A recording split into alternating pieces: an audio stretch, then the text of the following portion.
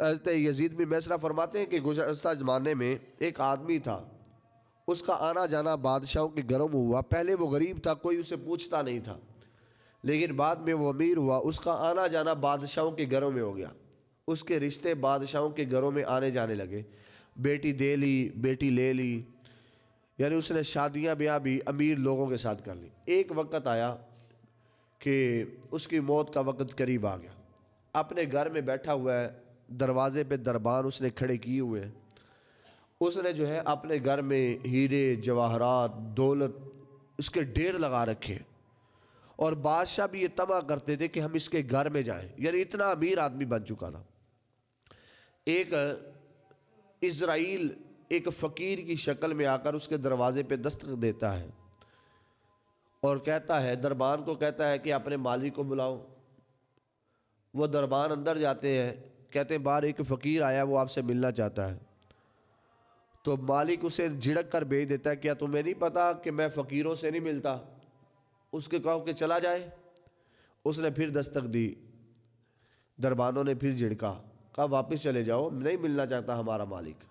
تیسری دفعہ پھر دستک دی، جب تیسری دفعہ دستک دی نا تو اسرائیل نے کہا کہ میں کوئی فقیر نہیں، میں اسرائیل ہوں، میں تمہارے مالک کی روح قبض کرنے کے لیے آیا ہوں۔ جب یہ جملہ کہا تو دربان کانپ گیا، اور دربان دوڑتا ہوا اپنے مالک کی طرف گیا۔ اس نے کہا کہ وہ اسرائیل ہے، کوئی فقیر نہیں، وہ تمہاری روح قبض کرنا چاہتا ہے۔ دوڑتا ہوا مالک باہر آیا اور کہنے لگا مجھے تھوڑی سی مہلت دے دو، میرے پاس دولت ہے، یہ لے لو، سب کچھ لے لو، ایک لمحے کے لیے مہلت دے لو۔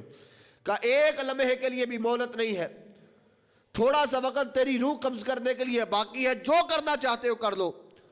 اس نے سارے ہیرے جواہرات دولت نکال کر اپنے گھر کے صحن میں ڈال دیے، اور ڈال کر دولت کو ملامت کرنے لگا، کہنے لگا جب دولت نہیں تھی میں اللہ کے قریب تھا، میں اللہ کی عبادت کرتا تھا، میں نیکے کاروں میں سے تھا، لیکن جب سے دولت تو میرے پاس آئی ہے تو نے جو اللہ سے رابطہ تھا وہ توڑ دیا ہے، میرا آنا جانا جو ہے وہ اللہ کے راستے سے نکل گیا، میں دور ہو گیا، دولت سب کچھ تیری وجہ سے ہوا۔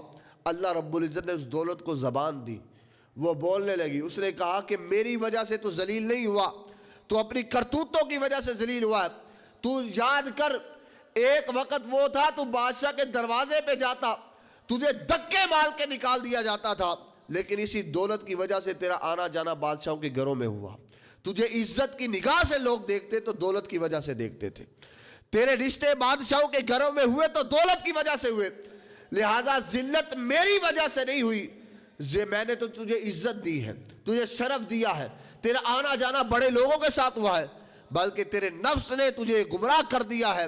یہی دولت اگر تو اچھے رستے پہ لگاتا تو آج شرمندگی نہ ہوتی، بلکہ تو نے اس دولت کو برے رستے پہ لگایا، بادشاہوں کے آنے جانے کا سبب بنا، اور تو نے اسی دولت کو گمراہ لوگوں پہ لگایا۔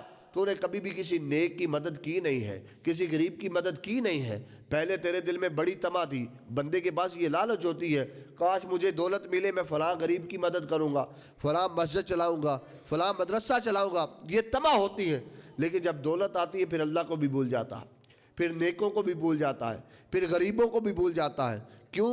اس لیے کہ دولت کا خمار ہی ایسا ہے، دولت کا خمار ہی ایسا ہے، وہ کسی کو بندہ سمجھنے نہیں دیتا۔